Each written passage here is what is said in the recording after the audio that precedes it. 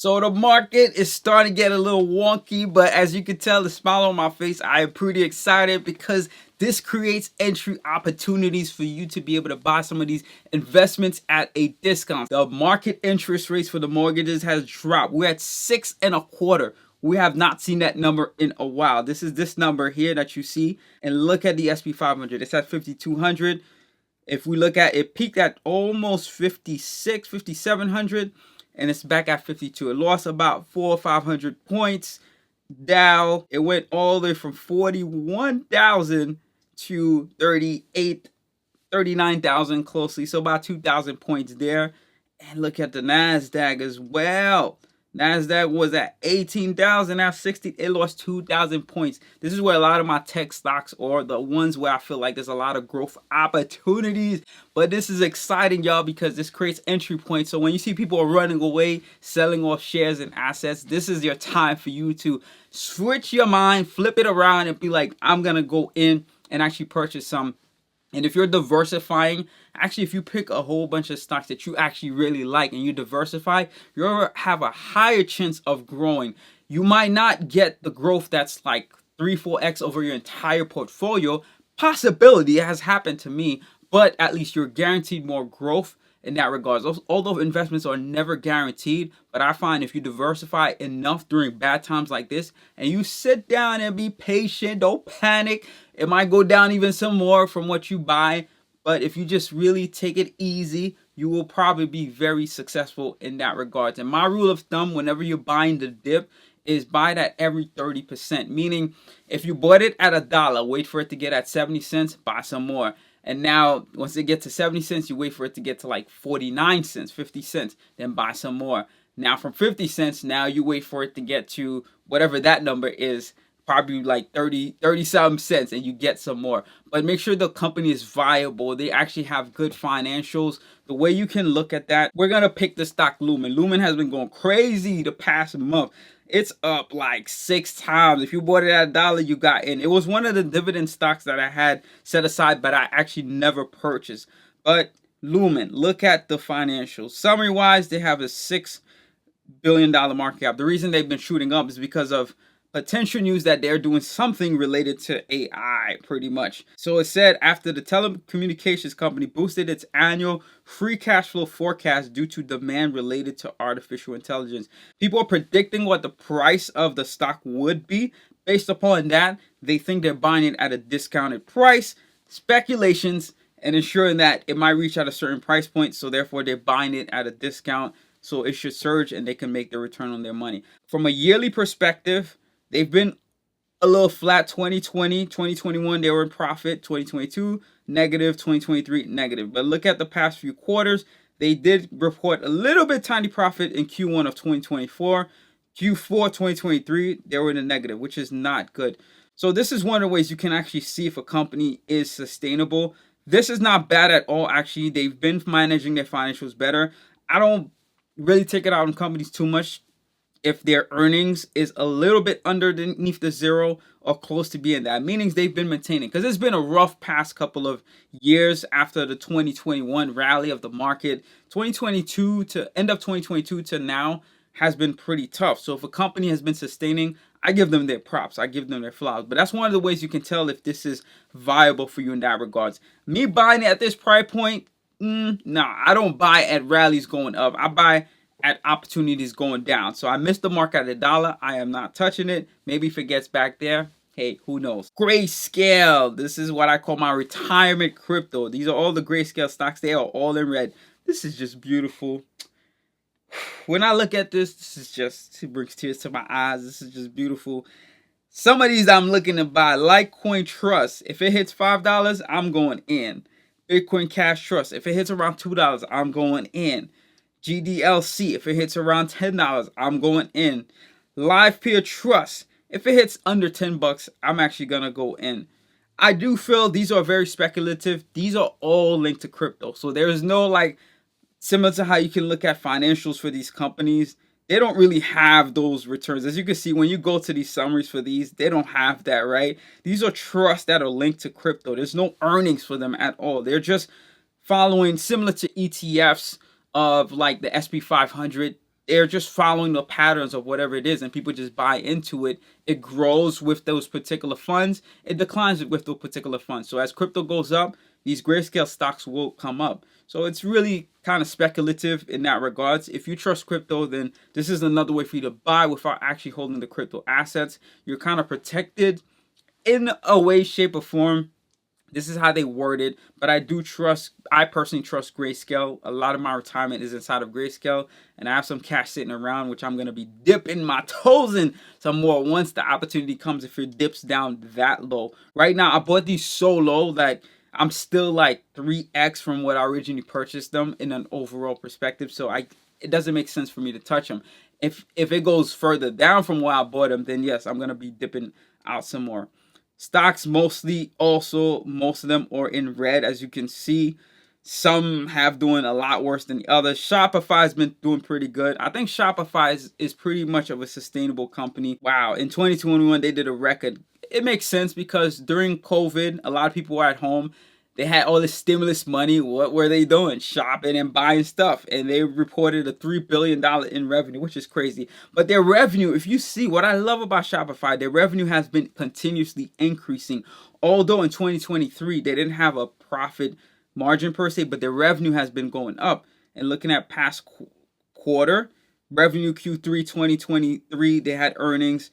Q4 2023, they had earnings, and they had a negative in Q1 of 2024. It's not bad, but I do think they have a positive outlook because of the demand of consumer things, and their EPS is not in the negative either, although it's lower from Q1. Q2, I think we're still waiting on to see what that could actually be. The estimate is 27 in terms of the EPS, but we shall see, right? Investors love to see this go up.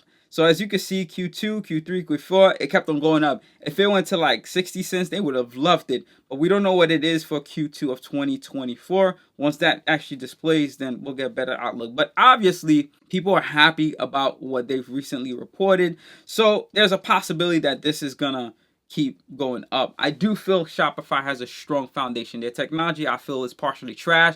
I've done some work on there. I actually have a store that I'm currently working on. It's not fully published yet, to sell some goods. However, because I am more in the technical field and I am a UX designer, and I also know a lot about like development in that regards, when it comes to like the user side, I found a lot of things they do not allow you to do is their architecture is not that great. However, the mission of this company is great for what they've provided for small business to be able to have this robust.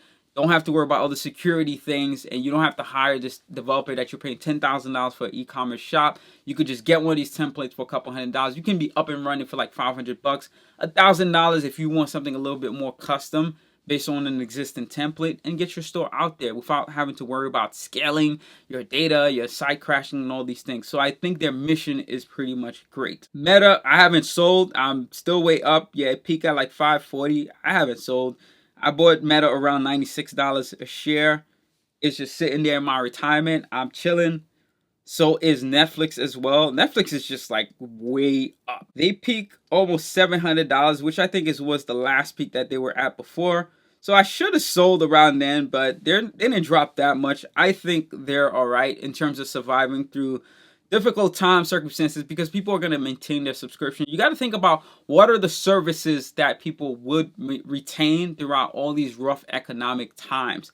One company I'm going to reveal to you at the end of this video, so you make sure you stay locked in, that I think you should purchase if you want to be very passive about investing and don't want to worry about any of these economic ups and downs, that you can look into. It behaves so similar to an ETF.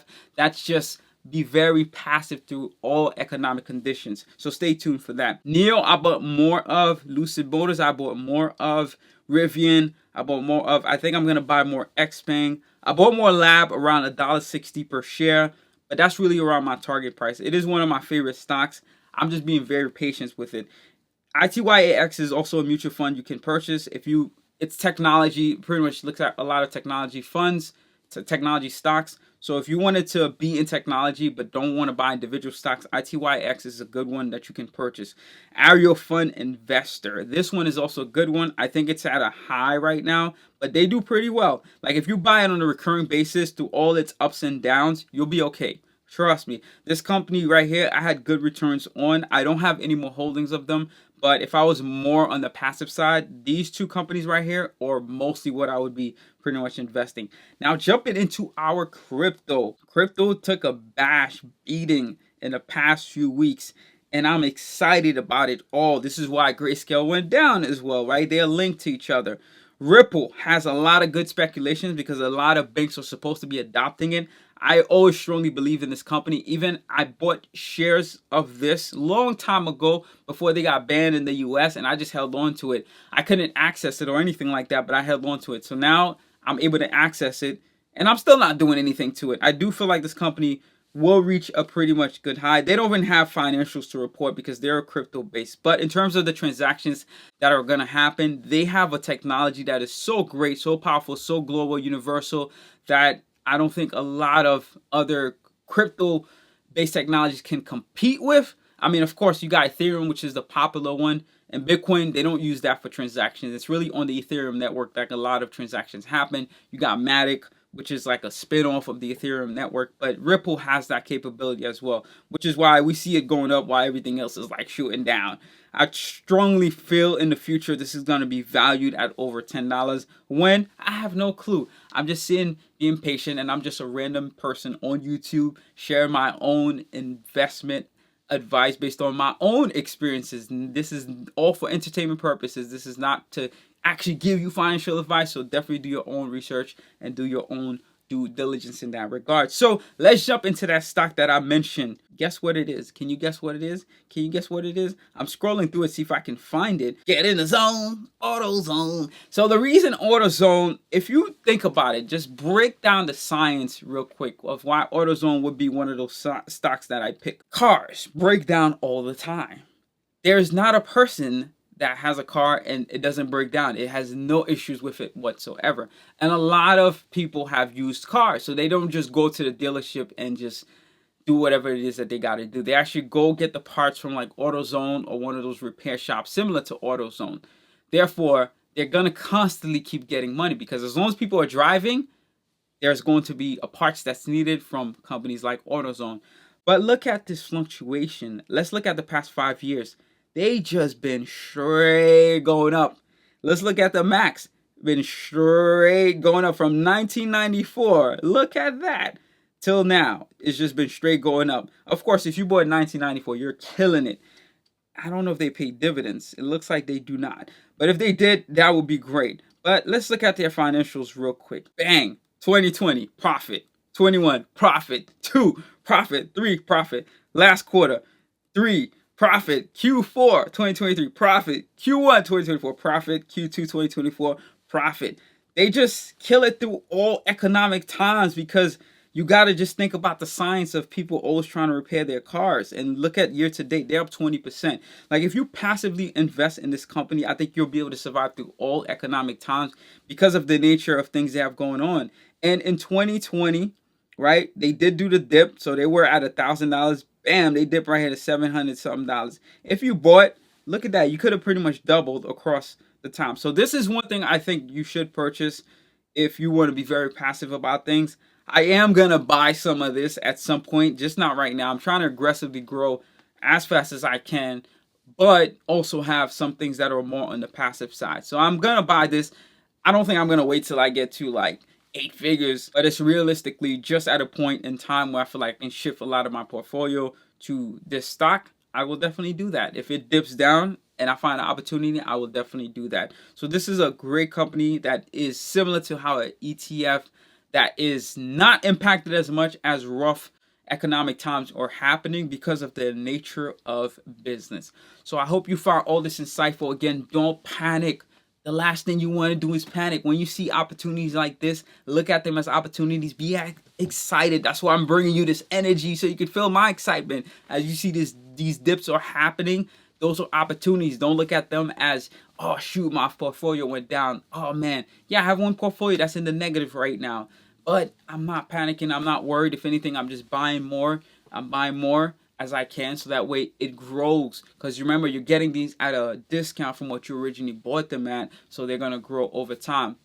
Of course, don't pick things that you're just buying the dip for no reason. Look at these financials to see where their cash flow is at, see that where their earnings and revenue is at. If the revenue is going on an upward trajectory, the company's probably doing something right. If they're providing positive earnings every quarter, they are probably doing something right. Those are some of the things you want to outlook for in terms of making your decision. So peace and love. Trust in Jesus. Have an amazing one. Hustle, hustle, hustle, hustle, step.